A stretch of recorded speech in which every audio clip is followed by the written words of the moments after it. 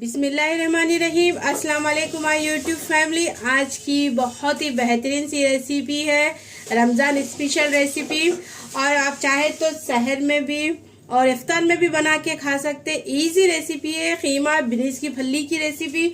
जिस तरह से मैं बनाती हूँ आपको उसी तरह से बनाना सिखा रही हूँ। 5 मिनट में रेडी हो जाती है। प्रेशर कुकर में बना रही हूँ मैं, चाहे तो आप कढ़ाई में भी बना सकते हैं। देखिए, अब एक कुकर ले लीजिए। अब इसमें तकरीबन 2 बड़े चम्मच ऑयल डाल दीजिए। ऑयल की क्वांटिटी आप कम या ज़्यादा आपके हिसाब से कर सकते हैं, लेकिन 2 चम्मच काफ़ी है। अब इसी के अंदर कुछ खड़े मसाले जाएंगे। ये है लौंग है, काली मिर्ची है 5 से 6 अदद, लौंग है 3 अदद, हरी इलायची है 3, दालचीनी के 2 टुकड़े, शाजीरा है 1 चम्मच। अगर आपके पास शाजीरा नहीं है तो कोई बात नहीं, जीरा 1 चम्मच डाल दीजिए। छोटा चम्मच जो रहता ना वो ले लीजिए।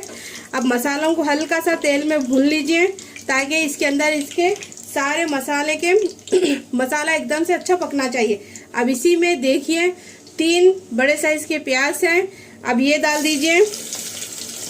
तकरीबन इसको मैं कीमा 300 ग्राम है, 1/4 किलो के ऊपर 250 ग्राम पे थोड़ा सा बढ़ के है।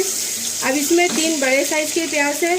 चाहे तो आप थोड़ा सा मीडियम साइज के भी है तो आप 3 से 4 अदद ले सकते, लेकिन ये बराबर है। आप फ्लेम को हाई कर लीजिए। हाई फ्लेम पे इसको अच्छी तरह से भून लीजिए।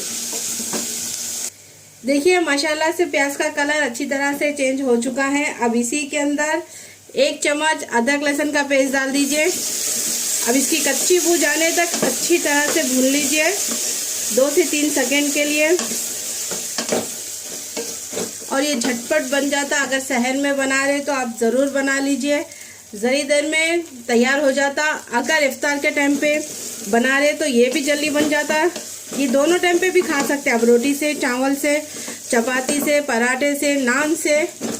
देखिए ये अच्छी तरह से भून चुका है। अब इसी के अंदर ये कीमा डाल दीजिए। मटन का कीमा है ये, तकरीबन 300 ग्राम है।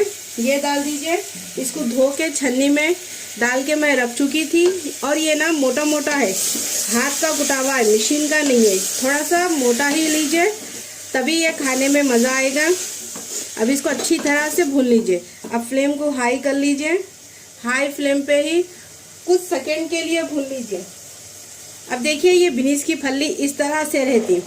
इसको मैं काट ली इस तरह से, ज़्यादा मोटा भी ना ज़्यादा बारीक भी नहीं, बस यही साइज में रख दीजिए। अब कीमे को अच्छी तरह से भून लीजिए 1 से 2 मिनट के लिए।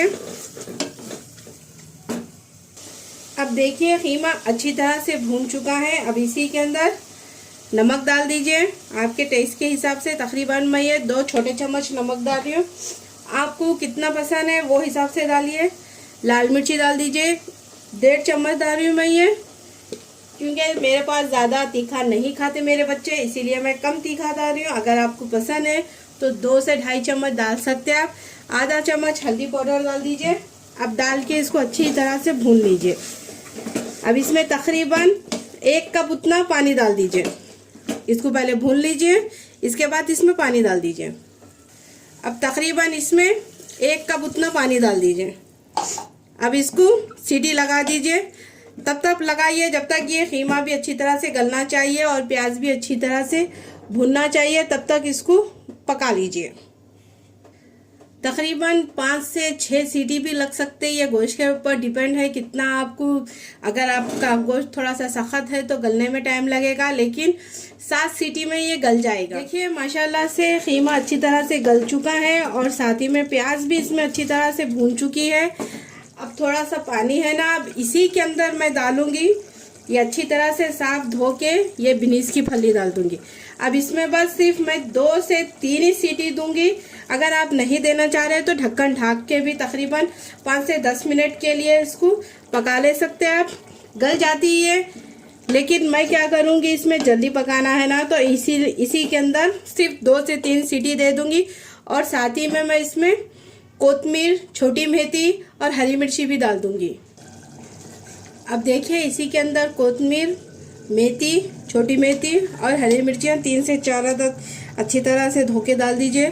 कोतमीर मेरी फ्रोज़न है, वो मेथी सॉरी कोतमीर नहीं। अब इसको अच्छी तरह से लो फ्लेम पे ही ढक लीजिए और ज़्यादा इसमें पानी मत डालिए। एकदम से मैं इसको सूखी बना रही हूँ, इसीलिए इसमें पानी की ज़रूरत नहीं पड़ती। अब इसको ढक के तकरीबन 2 से 3 सीटी लगा दीजिए और ये झटपट बन जाए। तकरीबन 2 से 3 सीटी हो चुके थे, मैं इसको निकाल चुकी हूँ और देखिए माशाल्लाह ये अच्छी तरह से भून चुका है। अब इसको मैं सर्व करके बताऊंगी और ये बिल्कुल रेडी है। अगर आपको चाहे तो थोड़ी ग्रेवी रखना है तो रख सकते हैं, लेकिन ग्रेवी रखने से इसका मज़ा नहीं आएगा, इसीलिए आप क्या करिए इसको थोड़ा सा सूखा ही भून लीजिए। और तेल भी देखिए इसका सेपरेट हो चुका है। चलिए चूल्हे को कर दीजिए ऑफ करके अब मैं इसको सर्व करके बताऊंगी। लीजिए माशाल्लाह से खीमा बिनिस की फली रेडी हो चुकी है। देखिए बहुत ही मज़ेदार सिंपल इजी रेसिपी है, रमज़ान में ज़रूर बनाइए। और जाते जाते प्लीज़ मेरे चैनल को ज़्यादा से ज़्यादा सपोर्ट कीजिए, सब्सक्राइब कीजिए, मेरी रेसिपी को लाइक कीजिए। कोई और भी रेसिपी सीखना है तो कमेंट्स कीजिए, इंशाल्लाह अच्छे रेसिपियाँ लेके आऊँगी मैं। दुआओं में याद रखिए। अल्लाह हाफिज़।